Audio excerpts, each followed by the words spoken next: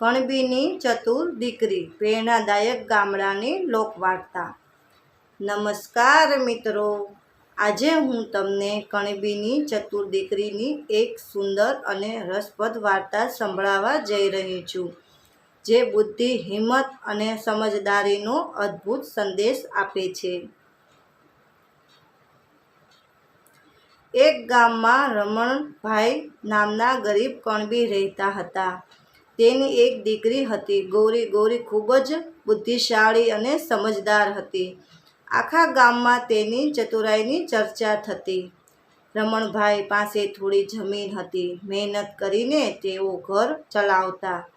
એક દિવસ ગામના ધની શેઠે રમણભાઈને થોડા રૂપિયા ઉધાર આપ્યા।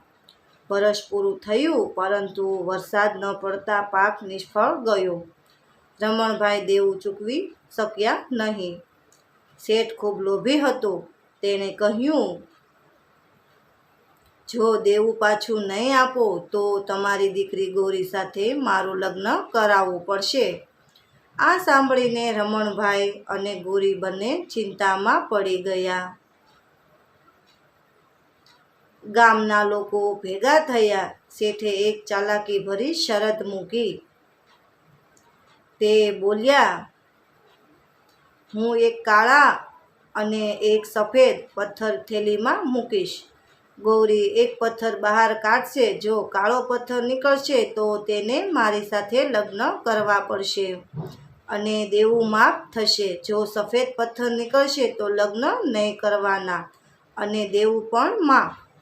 બધાને વાત યોગ્ય લાગી, પણ ગૌરીએ જોયું કે શેઠ ચોરીથી બંને કાળા પથ્થર જ થેલીમાં નાખ્યા। હવે શું કરવું? જો ગૌરી સત્ય કહે તો શેઠ ઇનકાર કરી દેશે। જો પથ્થર કાઢે તો કાળો જ આવશે। બધા લોકો મૌન હતા। ગૌરીએ થેલીમાંથી એક પથ્થર કાઢ્યો અને જાણે ભૂલથી નીચે ફેંકી દીધો। પથ્થર કાંકરા વચ્ચે ખોવાઈ ગયો। ગામ લોકો બોલતા, હવે કેવી રીતે ખબર પડશે કે કયો પથ્થર હતો?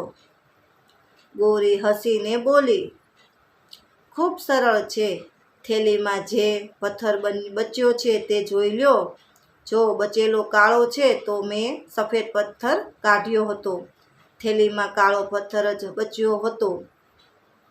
એટલે બધાએ માનવું પડ્યું કે ગૌરીએ સફેદ પથ્થર કાઢ્યો હતો। શેઠ પોતાની જ ચાલમાં ફસાઈ ગયો। દેવું માફ કરવું પડ્યું અને ગૌરી પણ બચી ગઈ। આ ઘટનાની ચર્ચા રાજા સુધી પહોંચી। રાજાએ ગૌરીને દરબારમાં બોલાવી। રાજા બોલ્યા, દીકરી, તારી બુદ્ધિ ખરેખર અદ્ભુત છે। ગૌરીએ નમ્રતાથી જવાબ આપ્યો,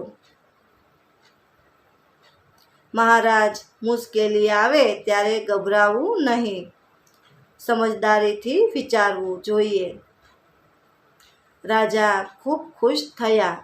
તેણે ગૌરીને સન્માન આપ્યું અને તેણે તેના પિતાને નવી જમીન ભેટમાં આપી।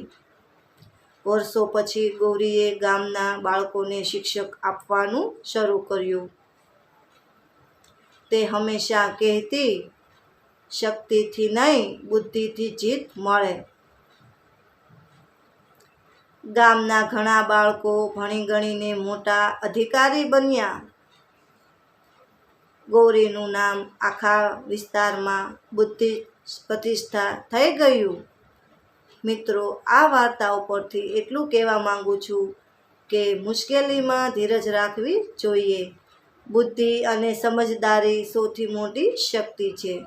લોભ અને ખોટી લાલચનો ચાલનો અંતે પરાજય જ થાય છે। સાચા માર્ગ ચાલનારાને અંતે સન્માન મળે છે। જય શ્રી કૃષ્ણ। મિત્રો, વાર્તા ગમી હોય તો તમારા મિત્રોને લાઈક કરજો, શેર કરજો, સબસ્ક્રાઈબ કરજો અને મળશું એક નવી વાર્તા સાથે। બધાને જય માતાજી।